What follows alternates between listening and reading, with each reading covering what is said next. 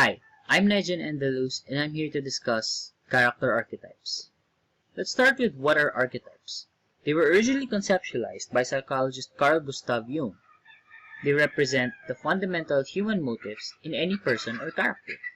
One may have more than one archetype in play, but there is always a dominant one. Trivia.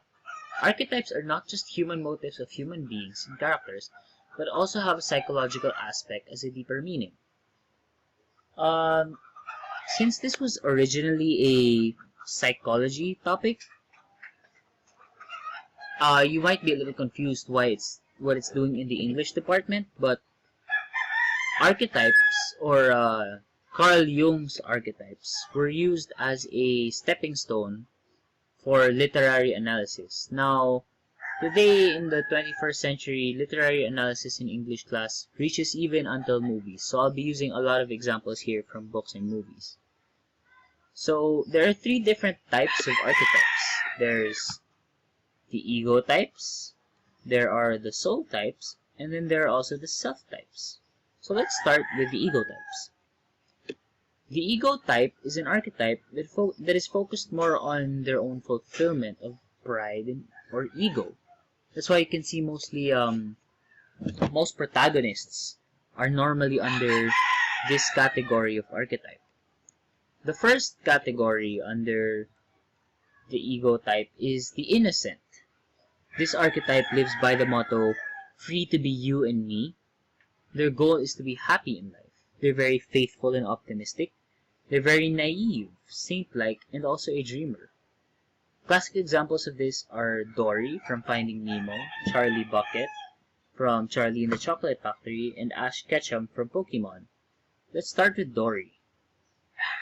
Dory is a classic example of the innocent because you can see she remains very optimistic throughout the movie, through the ups and downs of the movie, especially when she told Marlin to just keep swimming, even though it was a very morbid moment. She was also very naive throughout the movie. You can see here that we also have Charlie Bucket. Now, in the movie Charlie and the Chocolate Factory, he did the right thing to refuse Mr. Wonka's offer of giving him the factory because he did not want to leave his family. And then lastly, we have Ash Ketchum from Pokemon. This character is very naive in the sense that he believes there are no problems that can't be solved and that everything can always be solved with your friends, which in reality isn't that true. But this isn't a philosophy class, so let's move on. Next is the regular guy or gal. This archetype lives by the motto, all women are created equal. Means they live a regular life. Their goal is to belong. They're often realists, and realists often see the reality and choose not to dream. They're also known as the good neighbor or the good old boy or gal.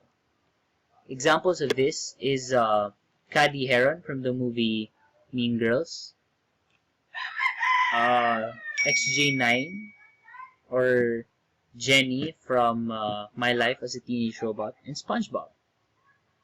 Starting with Cady Heron, in the movie Mean Girls, she changed her identity just to want to belong because it was a new school. So it was you'll see it throughout the whole movie.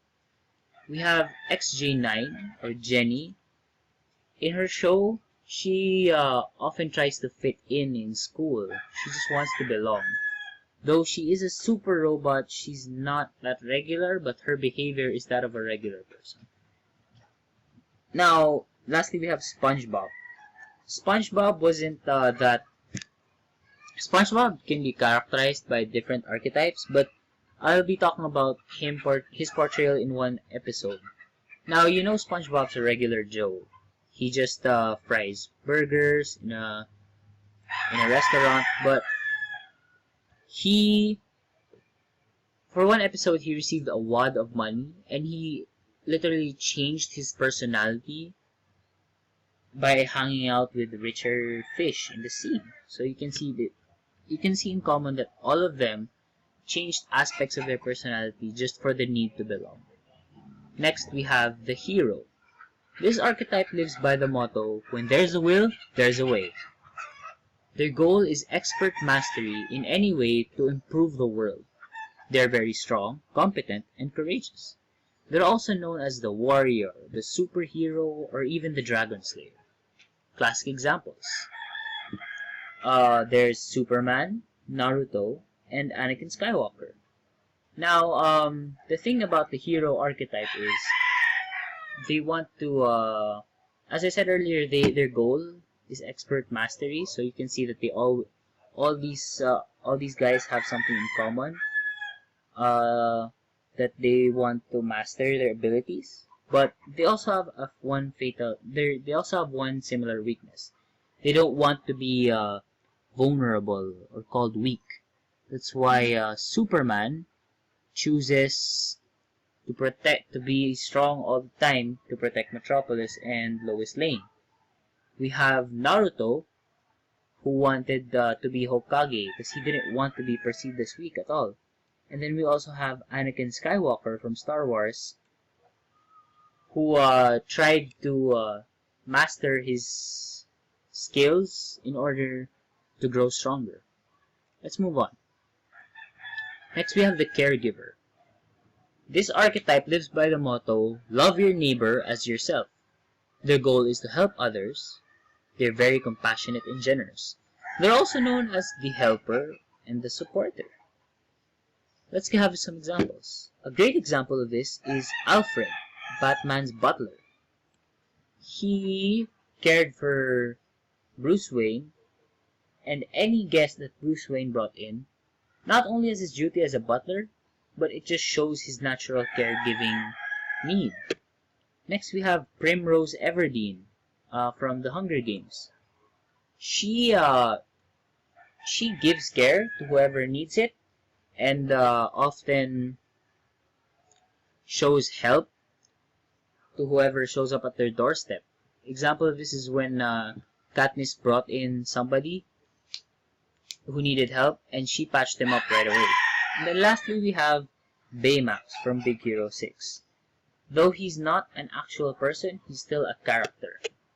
Baymax is a natural caregiver because he was designed to be one. But you can really see his care when he, spoiler alert, chose to sacrifice himself to save his master.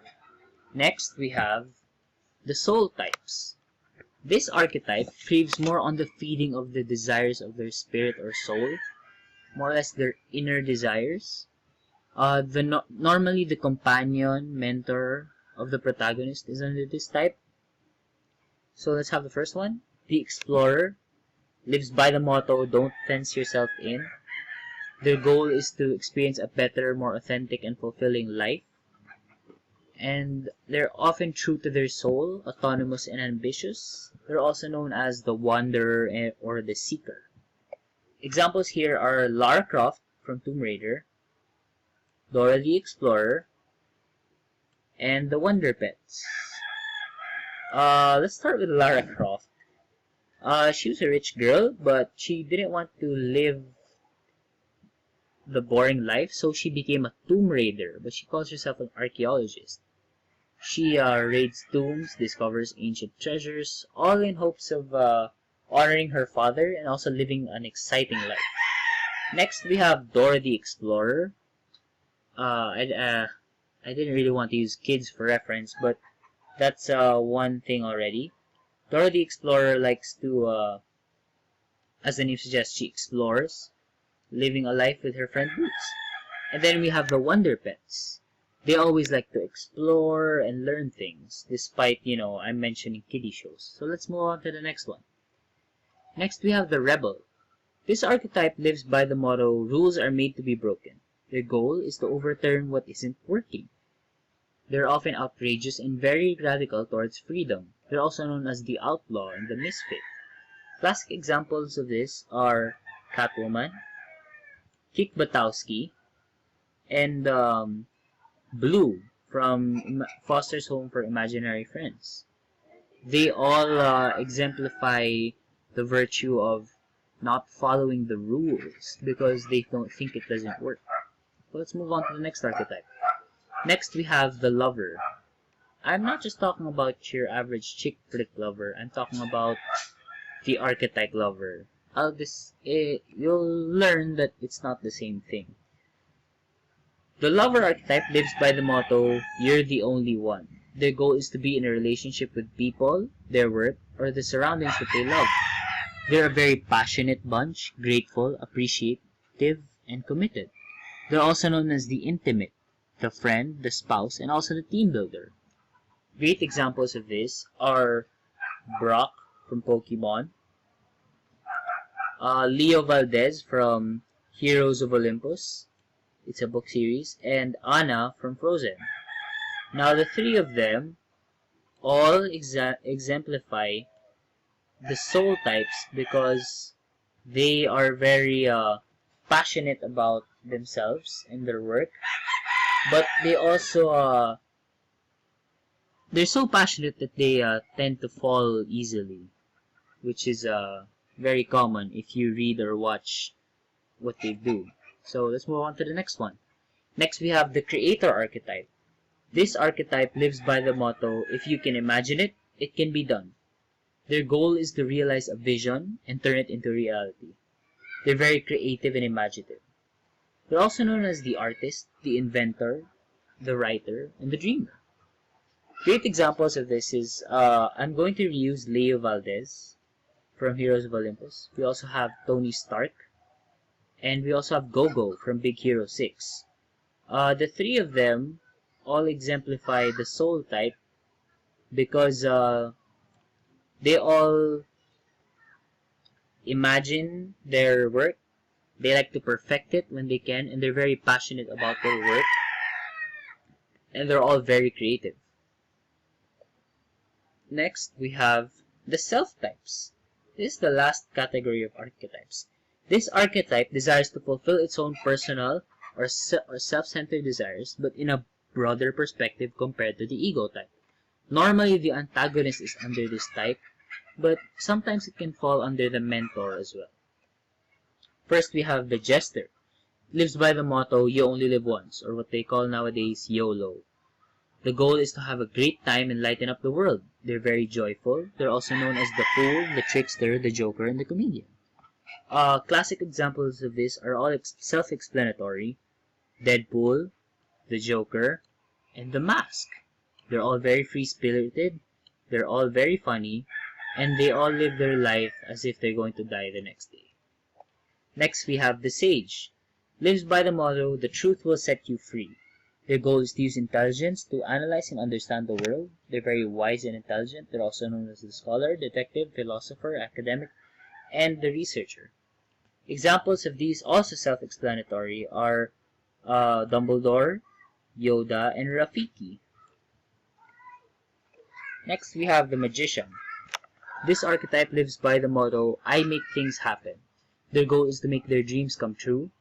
They are visionaries and great at finding win-win solutions. They're also known as the visionary, the charismatic leader, the healer, the shaman, and the medicine man. Great examples of this are Loki from Thor, Hermione Granger, and Annabeth Chase from the Percy Jackson series. They all exemplify the self-type, which is the magician, because they can make things happen on their wit. Next, lastly, we have the ruler. This archetype lives by the motto, "Power isn't everything, it's the only thing." Their goal is to create a prosperous, successful family or community. They're very responsible and possesses great leadership, also known as the boss, the leader, the king, and the role model. The classic examples of this are Darth Vader, Lord Voldemort, and Lex Luthor. They all exert their authority, and they all show great leadership. But of course, again, the only thing they care about is power. So that's basically it for character archetypes. I hope you learned something. And this is your teacher, Nigel Endelus, signing off. Thanks for taking the time.